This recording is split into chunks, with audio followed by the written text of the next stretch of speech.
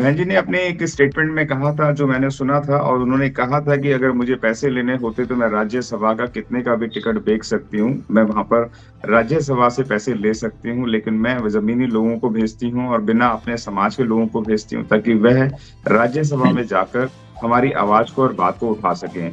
तमाम दर्शक हमें देख रहे हैं, वो आपसे सवाल रखना चाहते हैं। एक अशोक कुमार जी हैं, वह आपसे सवाल रखना चाहते हैं। अशोक का ज्ञानी जी, हमारा पूछना है कि सर, अगर हम इमरान मसूद को सहारनपुर से निकाला है तो बीएसपी किस पर दांव लगाएगी, और बीएसपी मजबूत होगी या कमजोर होगी? क्योंकि इस तरीके से अनुशासनहीनता के नाम पर इमीडिएटली निकाल दिया जाता है, जबकि बीजेपी में कहीं ना कहीं साइलेंट रखा जाता है। ना तो उनसे काम लिया जाता है बहुत ज्यादा, और ना उनको निकाला जाता है, लेकिन उनको एकदम से रिजेक्ट नहीं कर दिया जाता है। क्या कहना चाहेंगे, किस पे दाव लगाएगी प्रमोद कुमार जी? का सीधा सवाल है आपसे।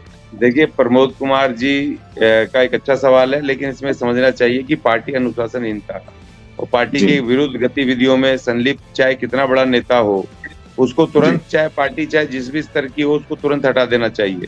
और ऐसा नहीं है, उसने बीजेपी ने भी बड़े बड़े कद्दावर नेताओं को तुरंत हटाया है। बहुत सारे ऐसे वो हैं। और अभी आपको पता होगा कि हमारे एक वाल्मीकि नेता को भी आम आदमी पार्टी ने तुरंत निकाला था इल्जाम लगते ही। तो इस तरह से बहुत सारी जो गति पार्टी के विरुद्ध जो छवि खराब कर रहे हैं, पार्टी के विरुद्ध जो गतिविधियों में शामिल लोग हैं, वो तमाम लोगों को तुरंत हटाना चाहिए जो अनुशासन में नहीं है, अपने आप को बड़ा नेता समझ रहे हैं। और जहां तक सवाल दाव लगाने का, देखिए, दाव का सवाल नहीं है, ये राजनीति है।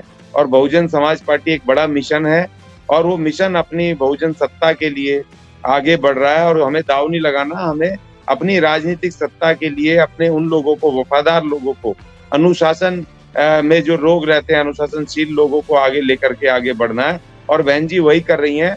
नहीं तो आज तक राष्ट्रीय पार्टी तीसरी बड़ी राष्ट्रीय पार्टी का दर्जा नहीं होता, अगर बहन जी, अगर को लोगों में विश्वास नहीं होता बहन जी के ऊपर। और अब तो और ज्यादा बढ़ रहा है। कल जयपुर में मैं था, भारी संख्या में, लाखों लाख के लोग वहां पर, भारी संख्या में हर वर्ग के, मुस्लिम, SC ST OBC, और यहाँ तक कि शर्मा जी भी, वो वहां पे शर्मा और दूसरे अपर कास्ट के जो भूमिहीन लोग हैं, कमजोर तबके हैं, वो भी वहां आकर के बहन जी के उसमें आकर के आकाश आनंद जी को समर्थन दिया। तो ये ऐसा नहीं है कि पार्टी बड़ी तेजी से बढ़ रही है और हमें किसी पे, ये कोई जुआ थोड़ी हो रहा दाव लगाना है। हमने अपनी बात कहनी है जनता को। 2024 में बहन जी अपनी शक्ति से अपना एजेंडा, अपनी बात कहेंगी, और पार्टी अपने अपने लोगों के बीच में जा करके उनकी दुख तकलीफों को बयां करेगी। उनके उनके लिए क्या काम किया है आज तक, क्या करेंगे, वो सब करेगी। पार्टी अपना एजेंडा रखेगी, तो इसमें किसी पे दाव लगाने की जरूरत नहीं है। और दूसरी बात, बहन जी से बड़ा चेहरा हमें क्या, पूरे देश में कोई नहीं है बहुजनों का। हमारे पास बहन जी है।